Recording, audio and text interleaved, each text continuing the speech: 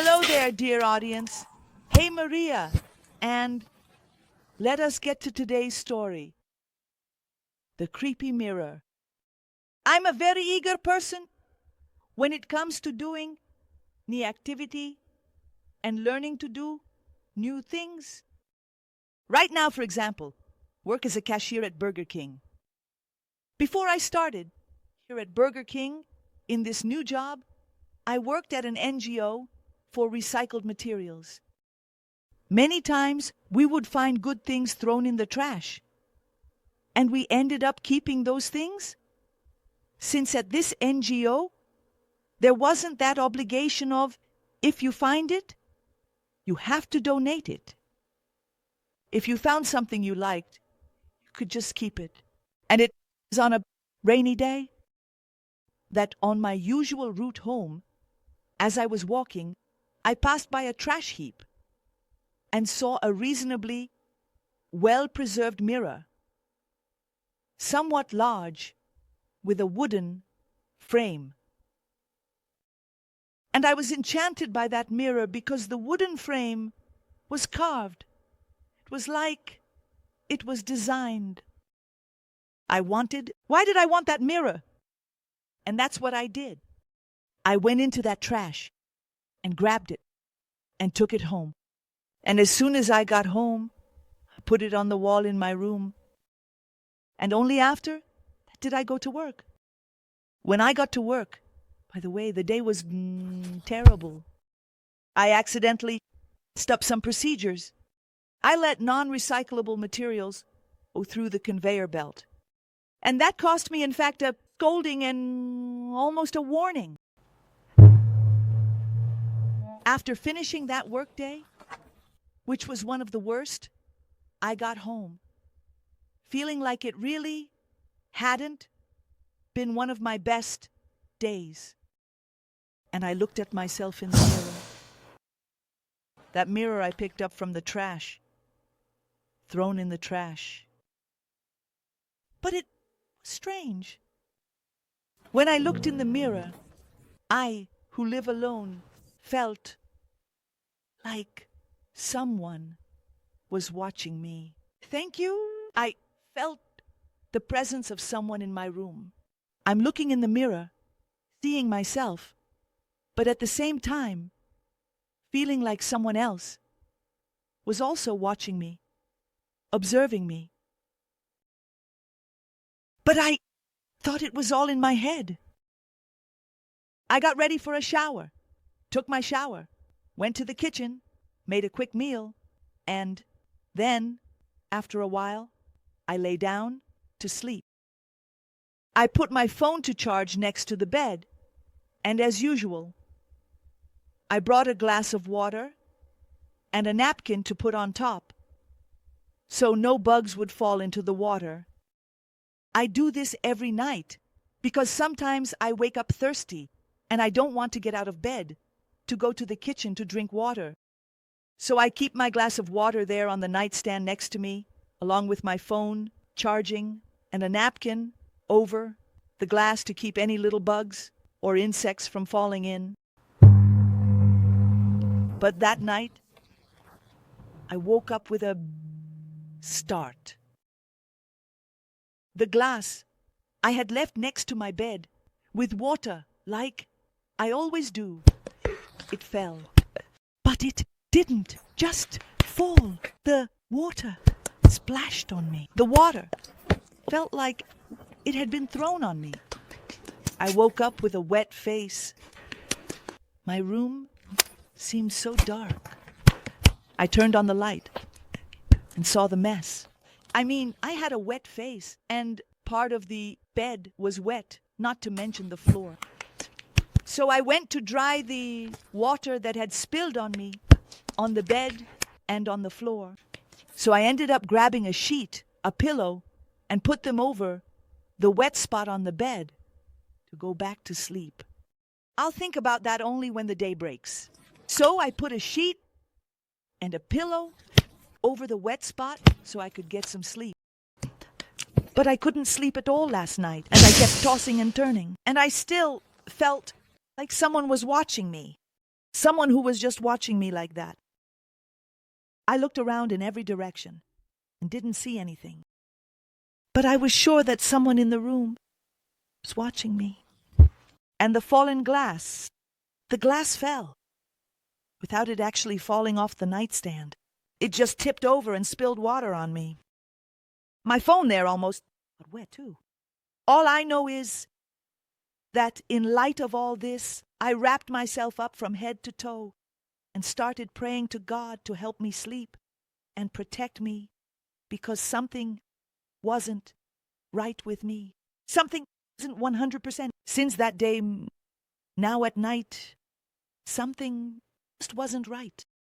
Well, while praying, I managed to fall back asleep. The next day, I got up, had breakfast, and went to work. In the middle of the day, they called me, saying that my house had its doors open, and it might have been broken into. So I ran to my boss and asked him to let me go, because I had just received a call saying that my house might have been broken into. So he let me go and I ran home. First I called my neighbor to keep an eye out, to see if anyone came out of there. But I told her to be careful until she got there. Until I got there. That worry. I got there and asked her, did anyone leave the house? Because my house was really open. Did anyone leave? No, nobody left. And I arrived almost at the same time as the police, because my neighbor had also called the police. So I went in, the police, and they checked everything. And there really was no one at home. The house was wide open, but there was no one and no sign of a break-in. What could have been? What could that have been? That same day, my mom came to my house to see me. And when she got home, as she walked in, she started looking around, as if she was searching for something. And I asked, Mom, are you looking for something? She said, Daughter, how strange. How strange, daughter. I could swear to you that there's someone else in this house. And besides that, she's really loaded because I barely arrived, barely walked in. Look, I have a big yawn. I'm here yawning nonstop. I'm yawning nonstop. But feel like there's someone else here. I said, Mom, what you're saying is what I've been feeling since yesterday. So my mom had also noticed that something was wrong in my house. And mainly, that something was there watching, like it was looking. She stayed for a while, not much longer, and then she left.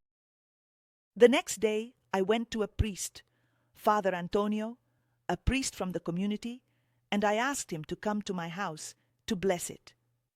You know, sprinkle some holy water, because I was feeling something strange in my house. The priest, who is my friend, came, blessed the house, and then he left. I even felt a very profound sense of relief. But just 3 days later, I had a dream. I dreamed that there were several black shadows around me, calling me. Several urns. There was one shadow in particular that kept looking at me with a weird smile, a strange smile, a mysterious smile, a frightening smile. And it was making gestures with its hands, calling me. But every time she called me, she got closer to me, until it got really close. And when it got really close to me, that shadow, that's when I realized it was the face of a corpse, with one of the strangest looks a gaze so piercing, a demonic look.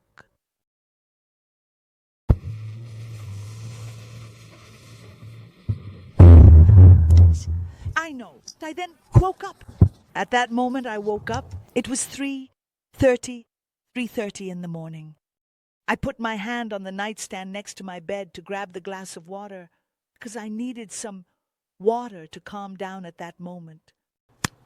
And when I'm drinking that water, I look towards the mirror and see the same shadow, that gaze, that devilish smile. I see that shadow with that cadaverous face, with that strange gaze staring at me.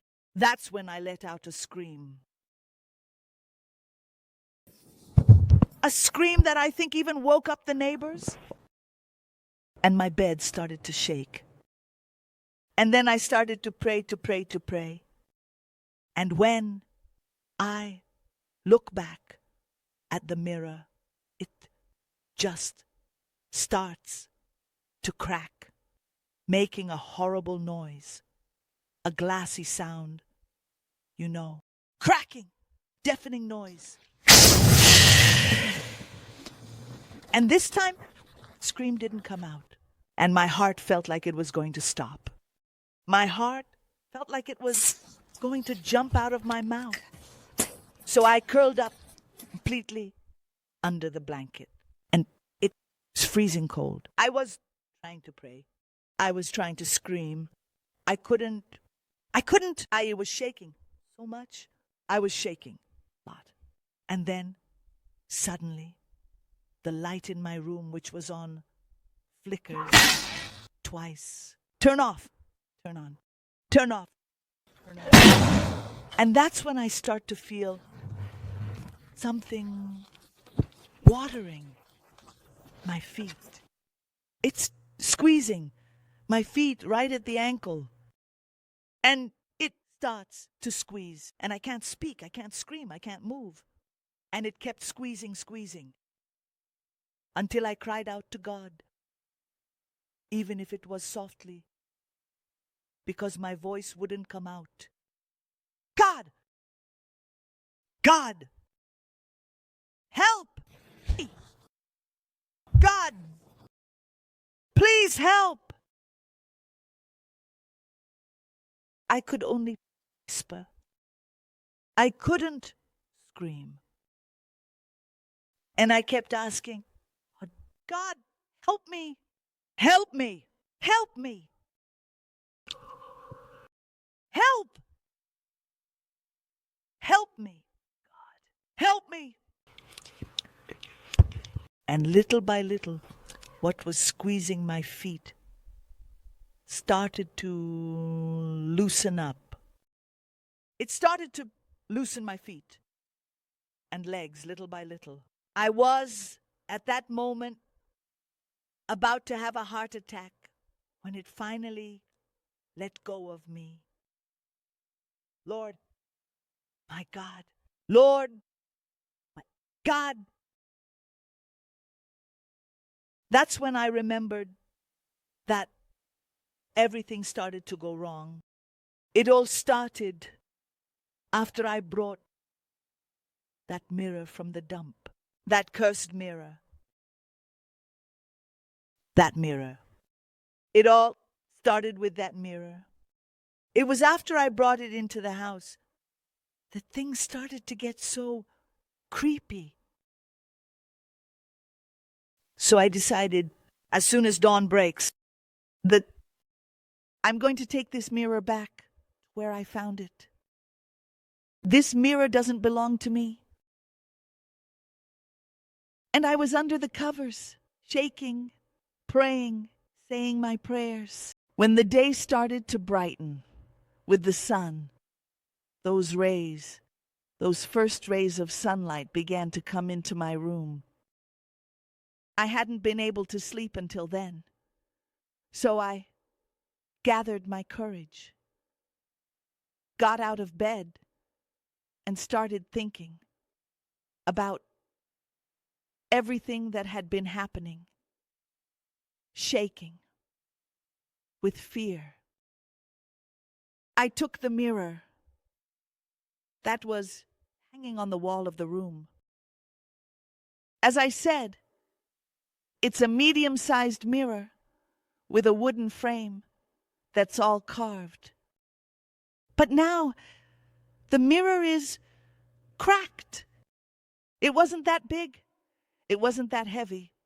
But now it's all cracked. And I decided to take it back to the dump. But as I walked with it, it got heavier, heavier, more and more heavy, forcing me to stop. I could no longer bear the weight of the mirror. And with all my effort, I managed to get to the dump. I looked carefully at where I had taken it from, and almost dragging that mirror, I threw it in the same spot where I had picked it up. And when I threw it, I felt a chill down my spine. A chill down my spine made me turn around and leave almost running when something seemed to hold me back, as if something was gripping me, wanting me to stay there, wanting me not to leave, as if it didn't want to let me go. But finally, I shouted once more, the name of the Lord, the name of God. And that left me and went all the way to my house. I managed to get home. Feeling what I had left behind. All that bad stuff I had brought into my life, into my home. The cursed mirror. The cursed mirror. The macabre mirror. And when I walk into the house, feeling the atmosphere light, breathing easier, finally feeling free, I go to the bedroom. And in the spot where the mirror was, I just stood there, frozen. In the spot where the mirror was, something was written. Good thing you freed yourself from the mirror of death.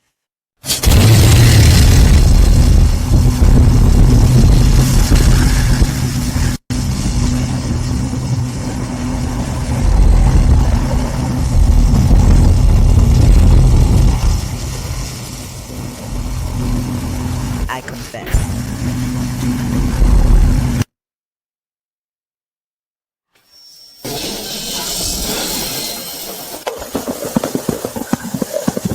That after all this, I couldn't stay in this house anymore.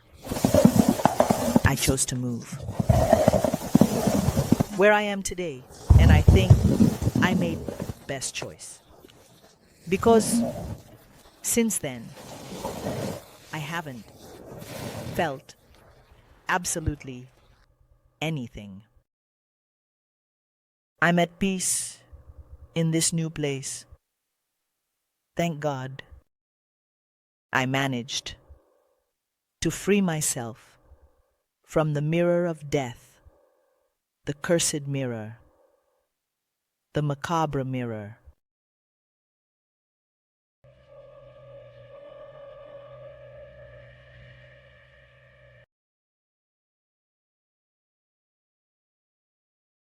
Julia Birth, the Damantina, São Paulo. This was at start another story that life wrote, or the beyond.